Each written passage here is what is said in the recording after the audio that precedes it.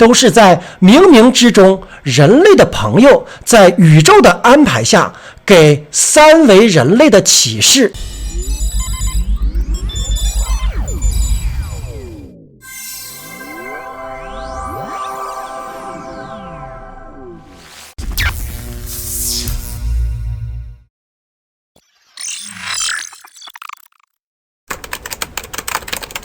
Hello， 大家好，这里是飘哥。上一集我们讲到了特斯拉选择了自然轮回，而玛利亚选择了去另外的星球。那是发生在1945年年底之前，毕秀武的外星人告诉玛利亚，纳粹德国将战败的信息，而毕秀武的人给了维尔社团的成员一个紧急选择的机会，要么留在地球上的慕尼黑被处死的危险而进入轮回，要么可以去毕秀武脱胎换骨，但这个要通过自然法则协议修正密码。玛利亚经过剧烈的斗争之后，她决定放弃自然轮回，而选择去毕秀武接受灵性飞升。于是按照路线指导，他被安排飞往北纬30度埃及金字塔附近的秘密星门，他们的母船会在那里接应，然后一起回到毕秀武生活。离开之前，玛利亚向他们合作过的平民科学家透露了德国即将战败的信息，并且向他们解释了德国将如何以何时解除战争。玛利亚还设法地联系了军方的约瑟夫戈布尔斯的妻子马格达，告诉他俄罗斯将占领轰炸柏林，让他带着孩子抓紧离开柏林，这是唯一的求生方法。但马格达没有相信，认为自己属于丈夫，而孩子属于他，他不能离开约瑟夫。最终赫尔穆特·昆兹博士接受了纳粹的命令，而毒害了他们6个子女。1945年的3月18日星期日，这一天，美国第8航空队对柏林发动了2战中最猛烈的空袭。沃尔特·弗伦兹中校当时在美国陆军第42步兵师第1营，他报告了自己看到玛利亚的圆盘形的 UFO 在慕尼黑上空盘旋的情况。2战后，亨宁·林登将军的助手考林中校证实，沃尔特在慕尼黑看到的实际上确实就是玛利亚所乘坐的 UFO。 从这里其实也给大家了一个启示，一般在欧洲出现的 UFO 都是来自于毕秀武，他们和德国以及埃及还有两河流域有着密切的联系。我们一会儿还会讲到 Shisler 是最后一个报告在慕尼黑看到玛利亚的人，而 Shis Staros纳粹总部是玛利亚最后一次报告下落的地方，他在那里会见了包括霍顿中校在内的一群德国高级军官，并且提醒霍顿兄弟战败求生的办法。1945年的5月31日，在玛利亚离开2个月后，慕尼黑被盟军轰炸成了废墟，而玛利亚被宇宙飞船带到了毕秀武。咱们看一下毕秀武到底和地球是什么渊源？居住在毕秀武的外星人是一个先进的种族，与阿努纳奇人拥有相同的银河基因，是阿努纳奇人的后代。毕秀武星球位于艾尔帕兰太阳系，这里一天有48小时，日出时间在早晨2点钟左右，完全的升起大约需要2小时零25分。那时天空也会非常漂亮，就像地球上的日出。夏季日照时间长达18个小时，冬季是12个小时。它们只有2个季节，到了傍晚日落需要2个小时。但是它们有4个卫星，或者说是有4个月亮，它们一个接一个的升起，挂在4个不同的方向。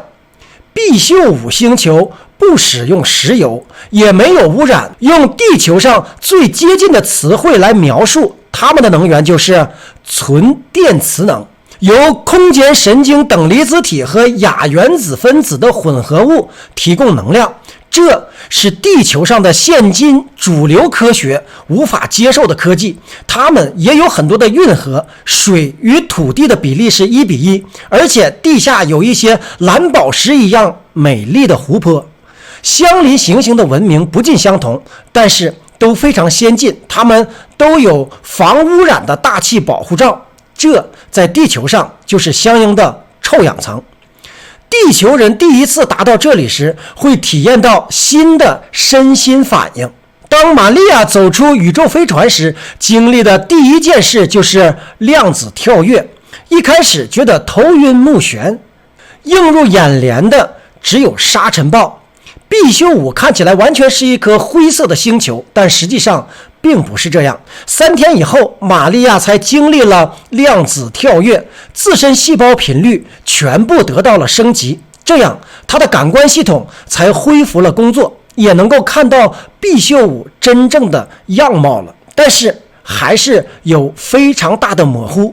当他看到眼前的一切时，既惊讶又感到熟悉，似乎有一种曾经生活过的感觉。外星人先将玛利亚带到了明亮的房间里休息。一觉醒来时，一位穿着淡紫衣服的外星人开始为玛利亚治疗她的视力。他们去了另一个房间，这里有一个装满海蓝宝石色液体的浴缸，正散发着一些玛利亚不知道的花香。外星人告诉他，需要在这里泡1个小时左右，水也会一直保持温暖，并且提醒玛利亚在这期间专注地想一种特定的颜色。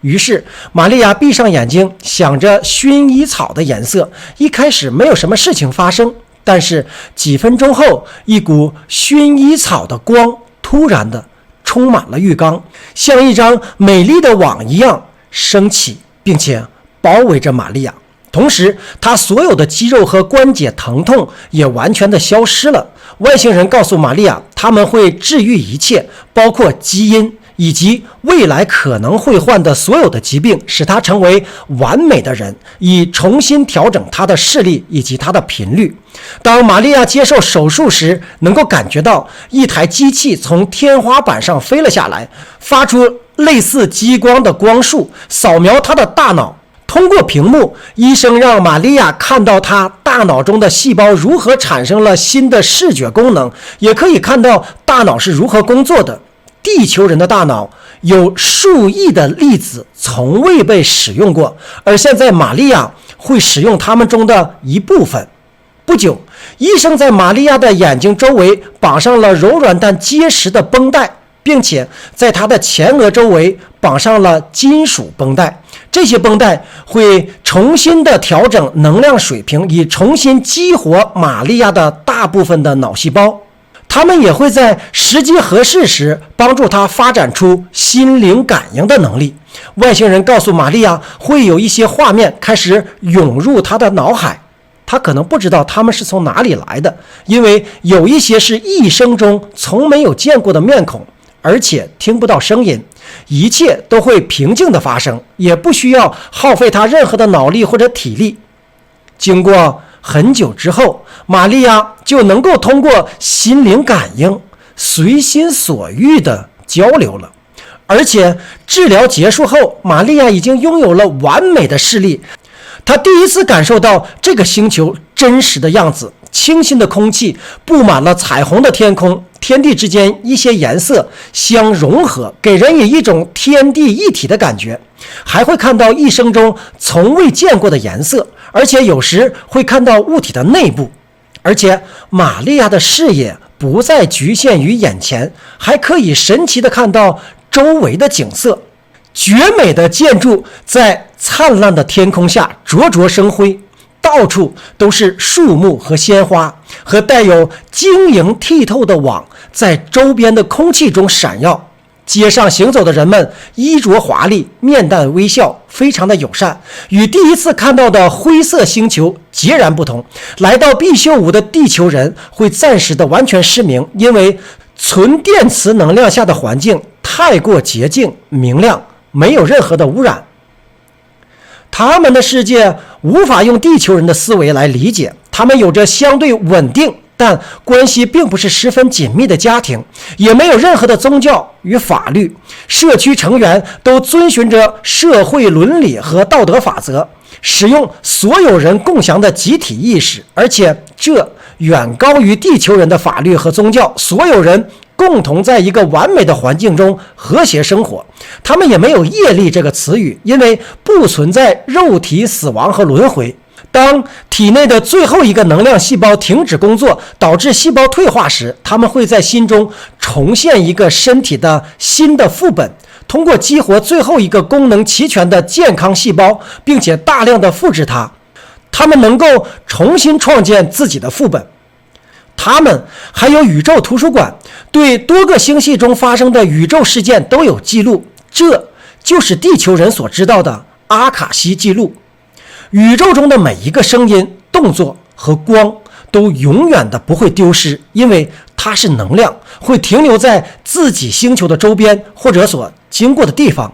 通过阿卡西记录，玛利亚可以快速的学习宇宙中的过去、现在和未来的所有的知识。所有的知识，只要玛利亚想到的，就会自动的存储在她的大脑当中，扩充她的知识库。玛利亚的经历确实是让当今的地球人无法理解，而玛利亚在到了必修武后，曾经多次乘坐飞船到达过地球。在1950年，也就是他离开地球的5年后，他在一次来地球的旅程中拜访了他的好友舒曼教授，并且把他的经历和他在阿卡西学到的一些地球的一些运转原理讲给了舒曼教授。舒曼教授根据这些对话和进一步的测算和观测，在1954年，这位德国物理学家，全名就是温弗里德·奥托·舒曼，他发表了他的论文，那就是舒曼共振。 Oh my God， 很一直和咱们频道走过来的小伙伴应该了解舒曼共振。他在论文中是这样写到的：距离地面约100英里的天空有一层环电离层，它会随着日光强弱发生变化，与地球表面刚好形成一个类似空腔的共振器的空间。这种空间中的波永远不会消失，它的频率是在8到10赫兹。整个的地球周边形成了一个如同大脑的神经中枢。飘哥这样说，大家想起来了吧？这就是咱们那一集地球就是大脑中讲到的，这个波就是震撼科学界的舒曼波，而期间的共振就是著名的舒曼共振。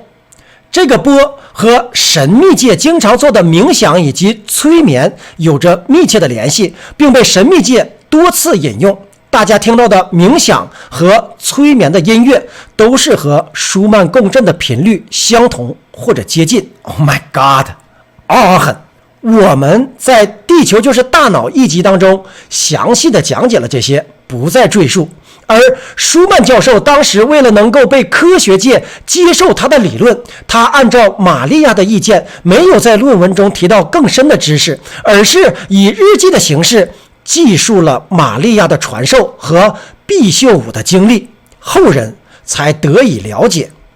关于玛利亚的其他部分，我们有时间再单开一局。说到这里，有一个道理，小伙伴们应该有一定的理解了，那就是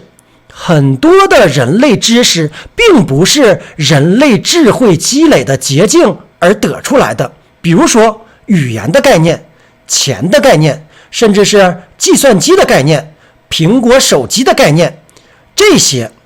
都是在冥冥之中人类的朋友在宇宙的安排下给三维人类的启示和显化。 Oh my God， 又是个很这个我们会逐步的给大家展开讲解。或许在将来玛利亚还会和人类进一步的沟通，但她的经历足以使人们感到了宇宙的强大和深奥。在地球之外，在太阳系之外，都有着人类的朋友，而人类的潜力也是无穷的。如果能够得到开发，每一个人都能获得类似于必修五上的玛利亚的知识，而地球也以其特有的形式在运转着，身居其中的人类也会随着地球的升级而得到提升。希望到时候科学也能够找到自己的方向，和灵性意识并存，而非排斥。好的，今天就先飘到这里，谢谢您的收看，请不要忘了点击订阅和分享。独在异乡微课，每逢孤独看飘歌， Joy and Peace。